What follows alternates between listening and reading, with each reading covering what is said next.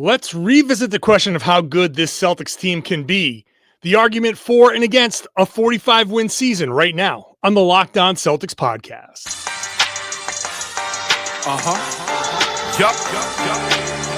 Beantown, be ever ready. It's the C's. Who else could it be? What they gon' say now? Screaming like JT, Karalis. Recap the madness every game, every practice. Primetime dapping D White on the sideline. Raining J's, how it started. Raising banners, how we finished. Locked on Celtics pod, home of the winners. Hey there, welcome back to the Locked On Celtics podcast, right here on the Locked On Podcast Network, where it is your team every day.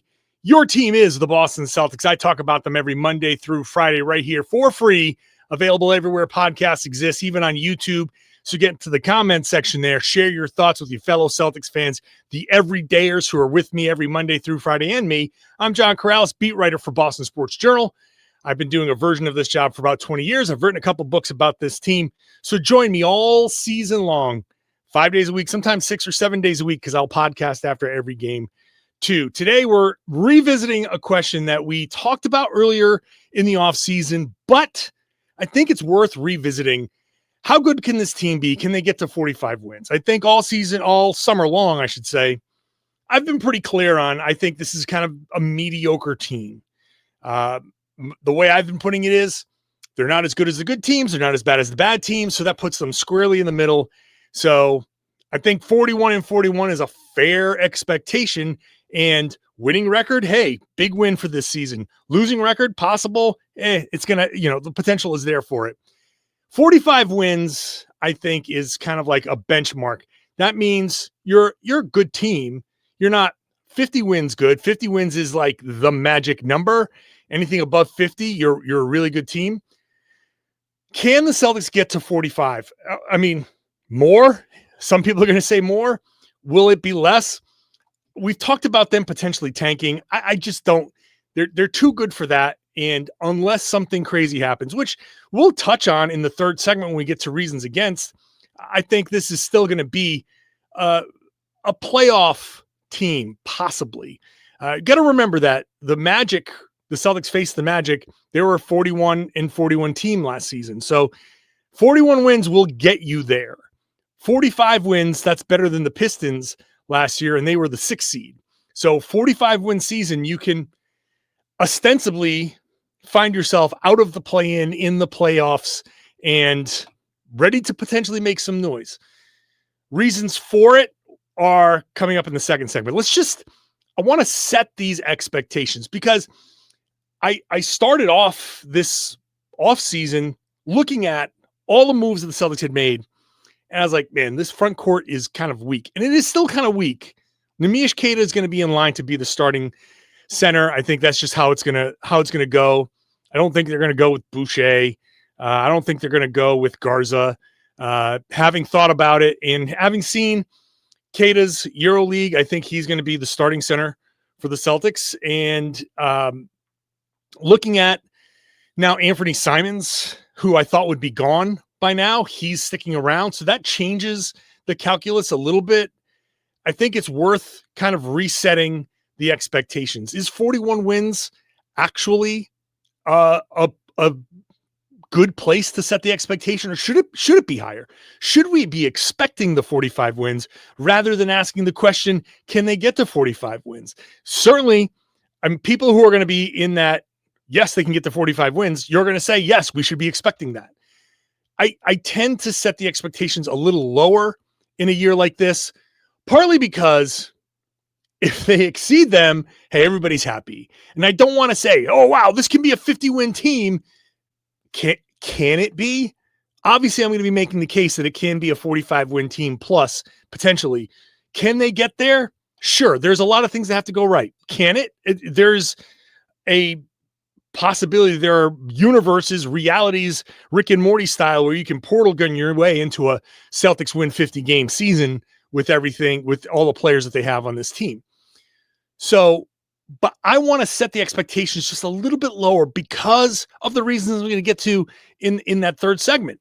There are things that go wrong every season. Seasons never go the way you hope they would go. Very rarely, anyway, do they go the way you hope they would go. Even in that championship season a couple years ago for the Celtics, where it kind of went similarly to what I had thought. There were still little bits where people were like, oh, I don't know about these guys. And so it's very, very easy to get caught up, especially if you're, a fan, you're a diehard Celtics fan, you're listening and you want to believe in the best in everything.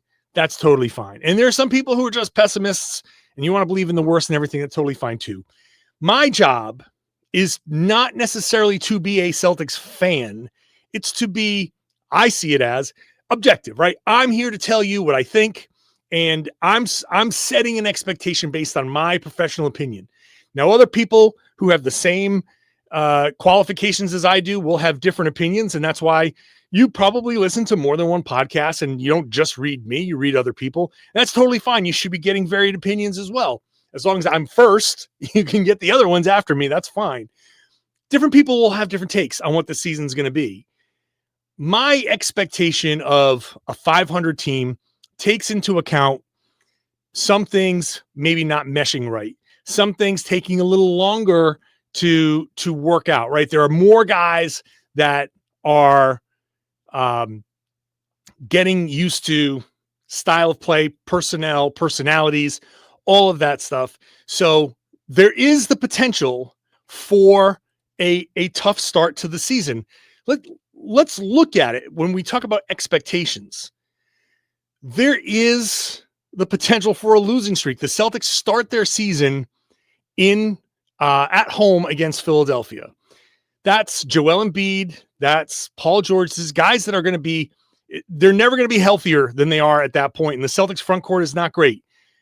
That could be a loss, right? And maybe not, but it could be a loss. Go to New York. That's going to be a tough game. A Detroit, New Orleans back-to-back. You better get that New Orleans game. But if it's on a back-to-back third game, in 4 nights, you come home to face Cleveland, then you go to Philly. Then to start off, you have Houston in November before you get Utah, Washington, and then you go to Orlando. I'm not saying I expect, 4, 5, 6, 7 games. I'm not expecting them to go 0-7 to start the season, but if the Celtics are taking a little time to gel, trying to figure certain things out, trying to figure out their front court out, tough matchups with Embiid, Karl-Anthony Towns, Detroit's a tough team. New Orleans is not great, but who knows what they're going to be to start the season. Cleveland, obviously the best team in the East. Philly again. And then Houston, who is a really good team.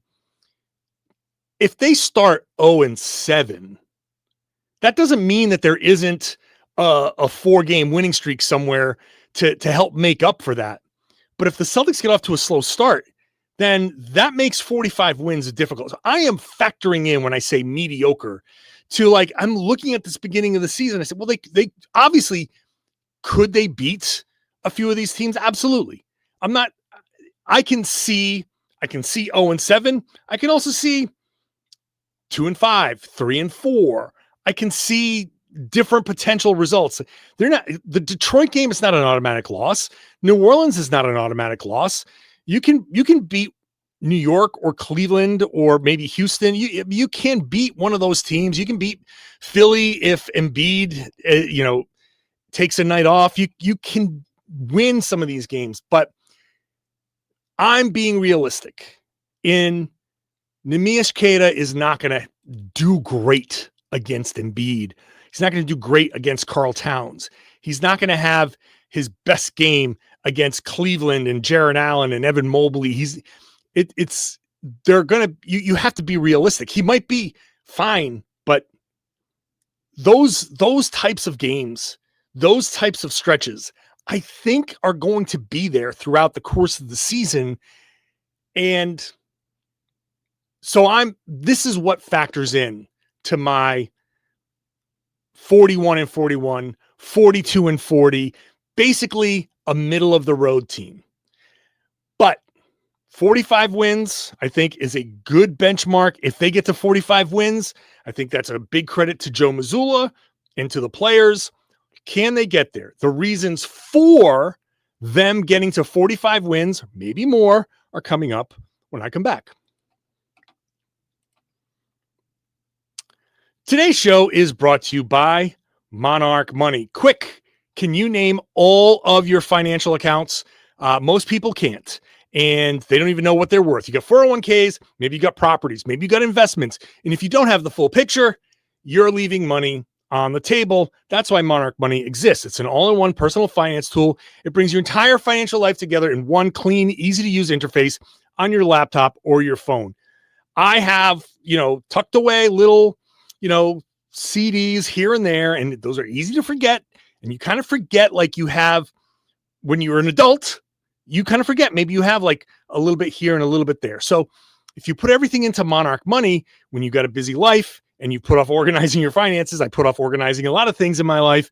Monarch Money really does a lot of the heavy lifting for you. It tracks your spending, obviously, but you can feel in control of your money, and it's not like a spreadsheet. You're not even touching a spreadsheet. So if you're wondering why you're not saving as much or why you're spending too much, you can maximize your investments. You can get your partner involved and put both of your accounts in there and really get a full picture and make sure you're maximizing everything financially in your life. Don't let financial opportunities slip through the cracks. Use the code LOCKEDONNBA at monarchmoney.com in your browser for half off your first year. That's 50% off your first year at monarchmoney.com with the code LOCKEDONNBA.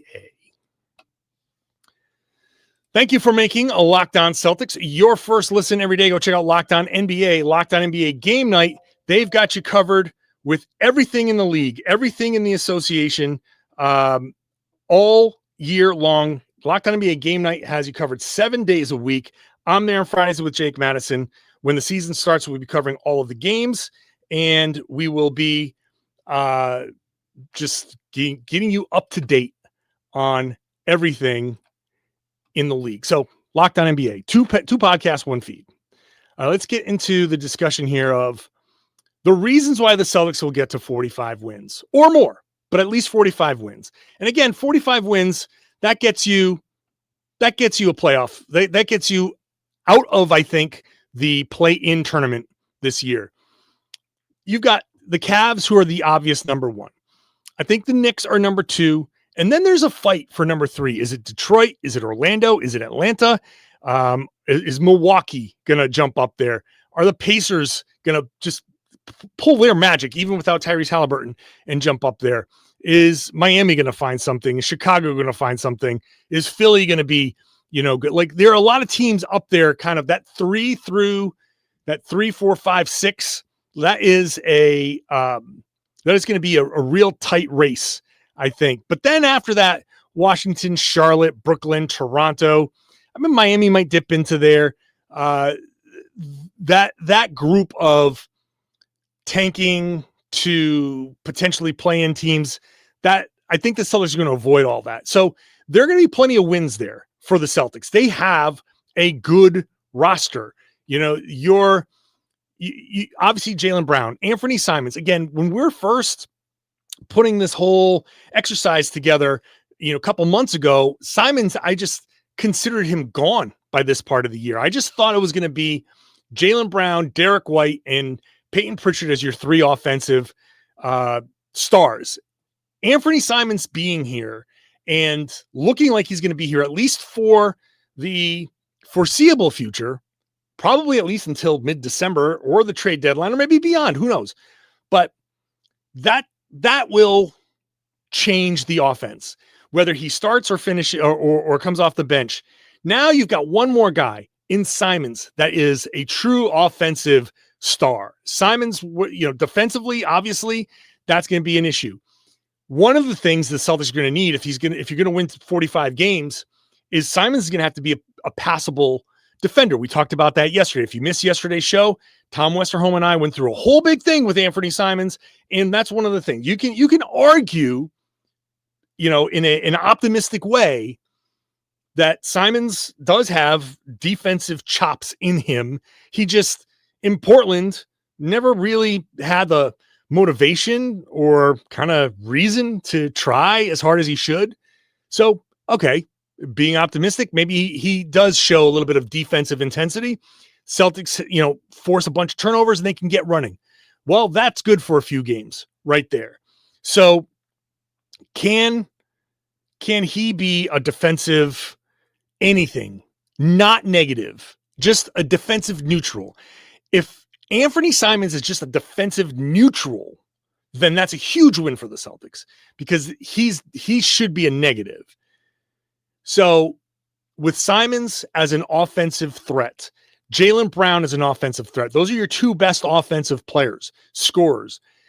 Derrick White, still a really good offensive scorer. Now, we haven't seen him play without Jayson Tatum and without Kristaps Porzingis, so there are questions here, but I trust Derrick White kind of implicitly with this offense. I think he's always going to make good decisions.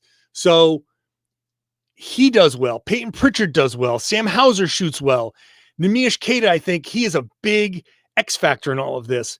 And I've talked about this on the podcast before.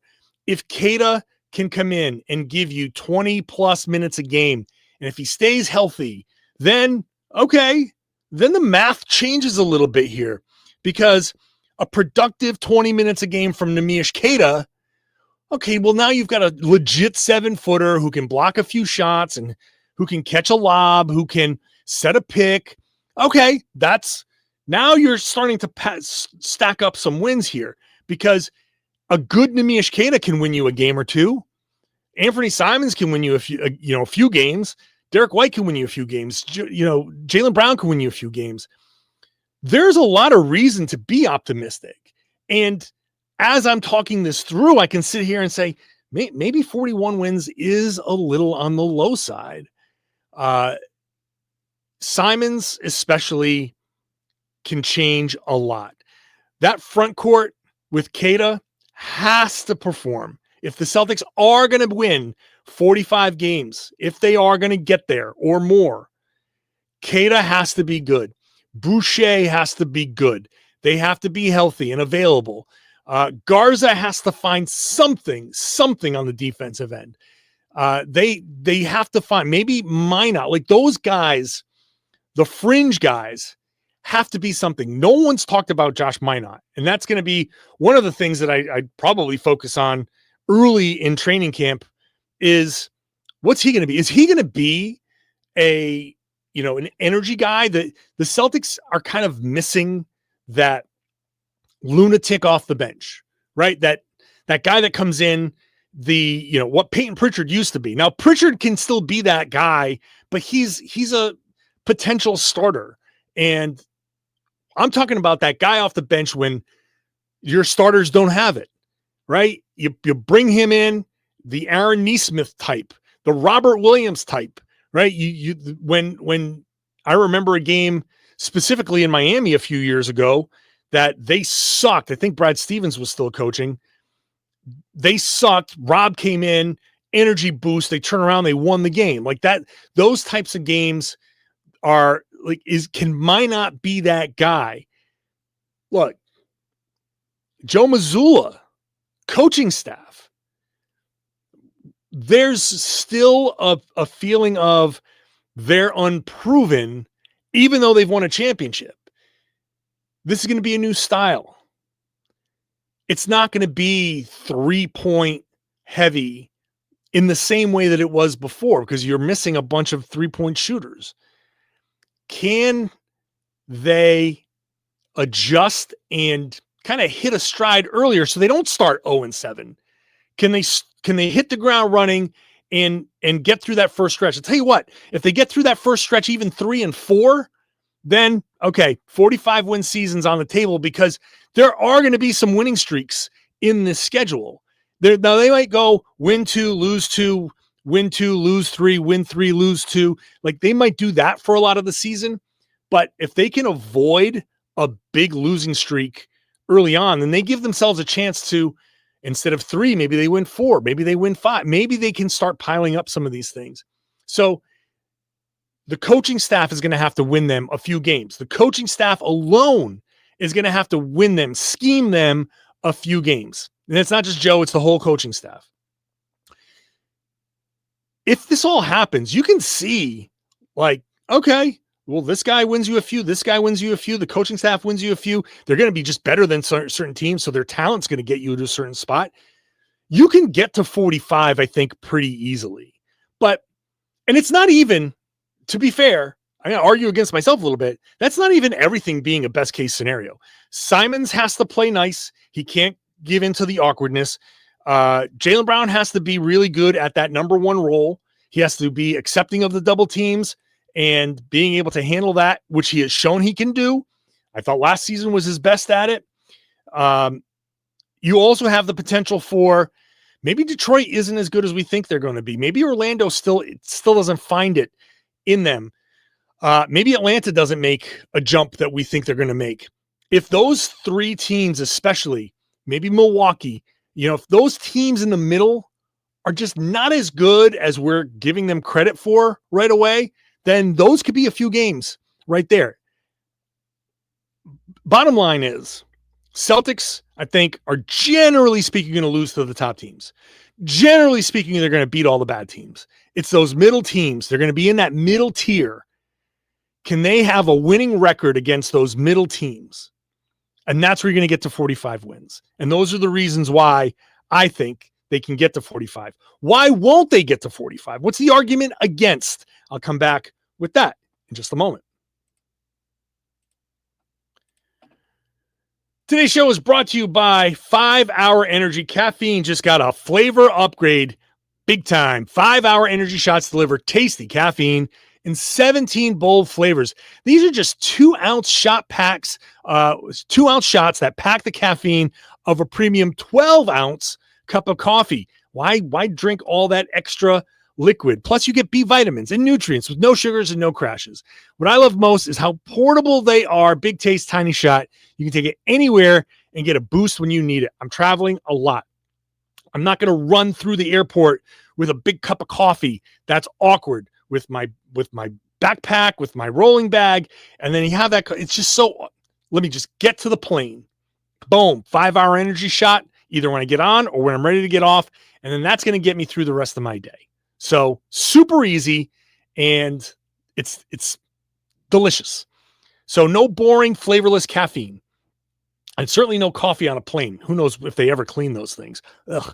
So give your caffeine a flavor upgrade with 5 Hour Energy shots. Get the favorites you love or be bold and try something new in store or online at 5 Hour Energy. That's the number 5, hourenergy.com or on Amazon today.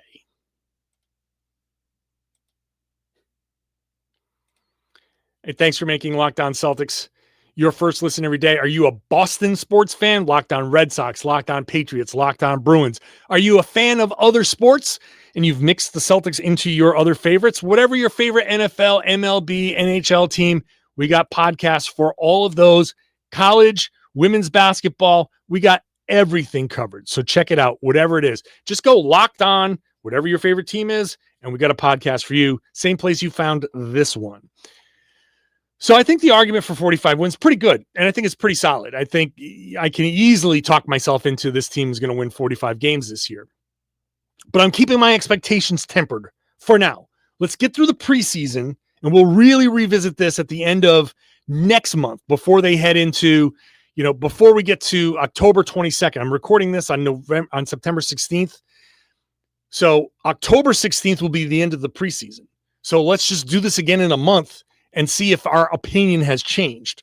See if my opinion has changed. Because by that time, I will have gone through and seen all the workouts and have seen these 4 games.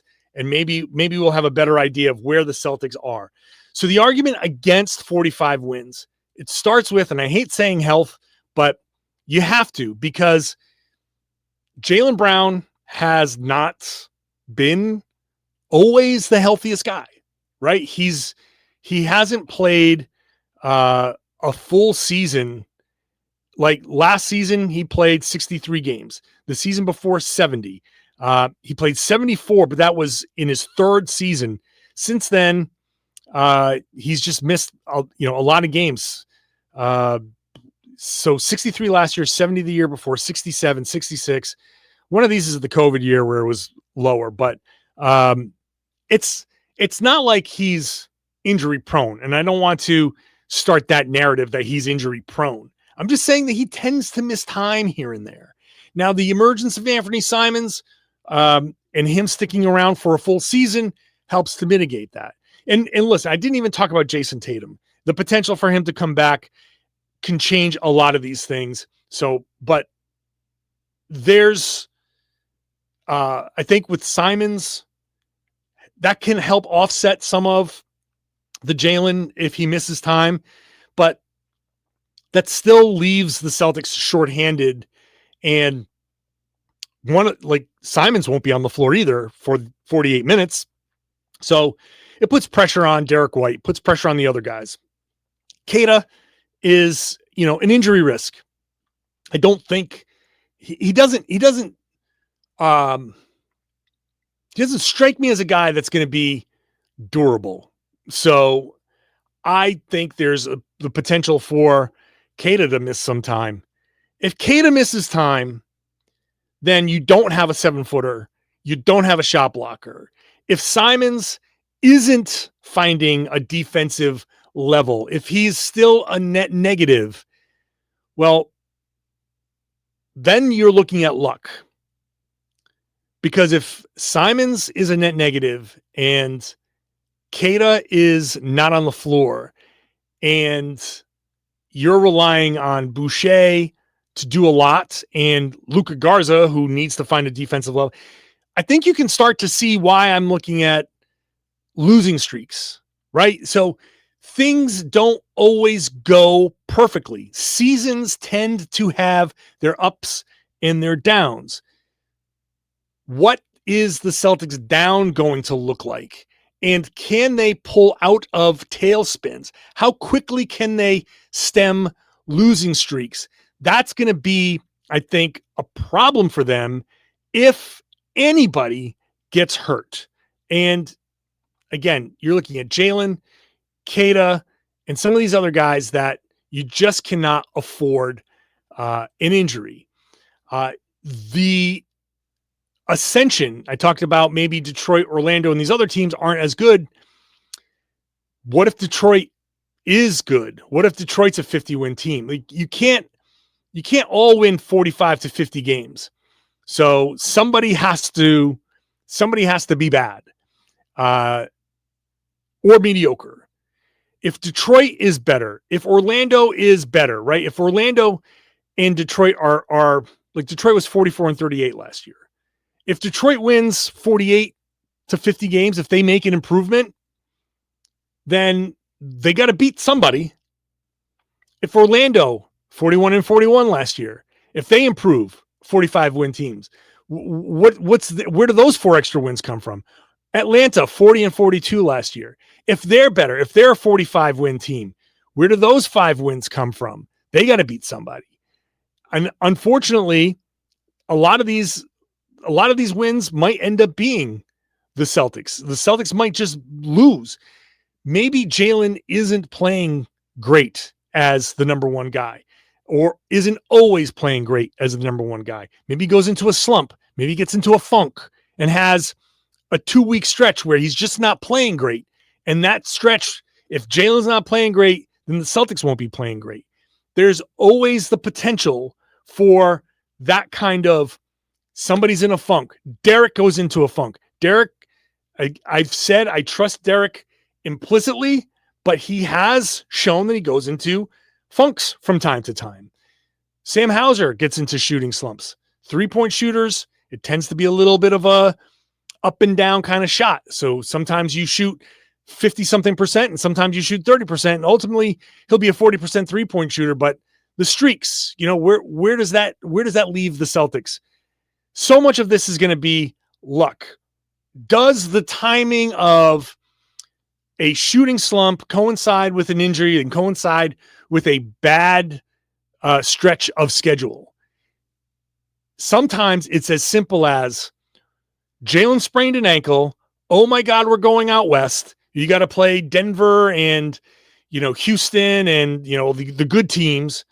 And, oh my God, Peyton's in a slump and Sam's in a slump and whatever. It's all of those things. If they happen together, well, you're not going to get to 45 wins because that's going to be a 2-week stretch of like really bad basketball. Things happen. in seasons that even when you have the highest of expectations, bring the number down. So that would be reasons why they don't win 45 games. So much of basketball, it's not even about how good you are. It's luck. It's timing. I talk about like the sprained ankle, but if the sprained ankle comes before the All-Star break, then that's lucky. If the sprained ankle comes during a stretch of 5 games and 7 nights, that's unlucky. And it just sometimes that bad luck can derail a month. And if the Celtics have a bad month, as good as they can be, I think with the talent they have, and they do have some decent talent, a bad month will effectively, I don't think they're capable of having a month where they have like 2 or 3 losses. I don't think they're capable of going off on a big major winning month where it's like, wow, they are the most dominant team in the league. But they are capable of being one of the worst teams in the league if things don't break their way and having a really bad month. So that's going to be my biggest fear for this upcoming season. Will they hit a skid? How bad will that skid be? And if they do, I just don't see them being good enough to recover, just to erase it. Like last year's team still found a way to erase a bad December by being good later on in the year. And this team doesn't, I don't think they have that gear. So 45 wins, is it possible? Certainly possible. I would even say that after talking this through, I could even amend my prediction to say that they'll probably, they could easily have a winning season this year. I'm not ready to do that completely yet. Like I said, a month from now on October 16th, when the preseason ends, I'll be happy to revisit it after training camp and seeing everything. And they're like, hey, let's really take a look at, because maybe they'll be further along or further behind. And so I don't know. Expectations are going to be high. Obviously, the Celtics are going to be very confident in themselves, but I still think we should temper our expectations heading in. Tell me what you think. Where do you think the Celtics will fall? Knowing now what this roster is going to be heading into the preseason, where do you think? 45 wins, yes or no? Less, more? Get into the comment section and share your thoughts. Let me know. If you're not subscribed, become an everydayer. Join me every Monday through Friday. During the season, it could be Saturdays and Sundays too, because I'll be podcasting after games.